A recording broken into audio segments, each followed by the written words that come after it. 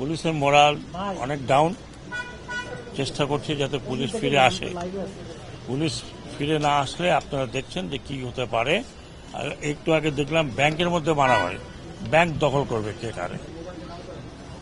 এখন মনে হয় যে যার মতো করে যাতে দখল করতে চায় দখল করতে পারে।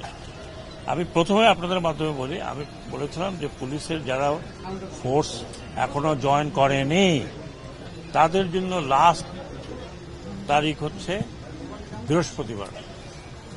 বৃহস্পতিবার পর্যন্ত যদি আপনারা কেউ ফোর্সে জয়েন না করেন তাহলে আমি আইজিপি সাহেবের সাথে আলাপ করেছি, র্যাবের ডিজির সাথে আলাপ করেছি, মেট্রোপলিটন পুলিশ কমিশনারের সাথে আলাপ করেছি। আপনারা যদি বৃহস্পতিবার না আসেন আমরা ধরে নেব আপনারা চাকরিতে ইচ্ছুক নন।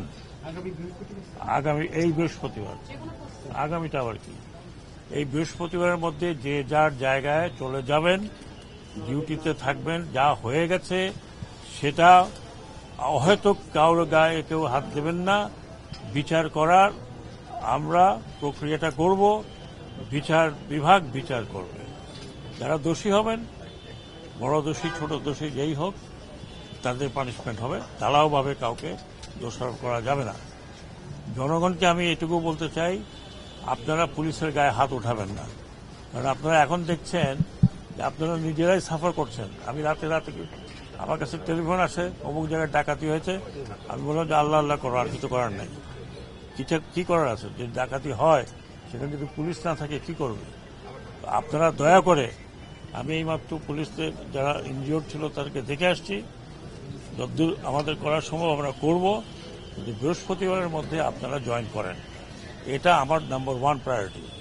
2 নম্বর প্রায়োরিটি, একটু আগে দেখলাম যে রাস্তা বন্ধ করে দিয়েছেন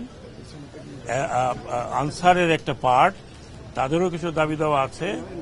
সবারই দাবি দেওয়া আছে, আমারও দাবি দেওয়া আছে। আমার দাবি দেওয়া হলো যে আপনারা ফিরে যান। আমি আপনাদেরকে কথা দিচ্ছি, আমি স্বরাষ্ট্র উপদেষ্টা হিসাবে এটা আমার দায়িত্ব আপনাদের কাছে আসা, আপনাদের কথা শোনা এবং যতদূর সম্ভব আমার পক্ষে ইমিডিয়েট যা করার করব।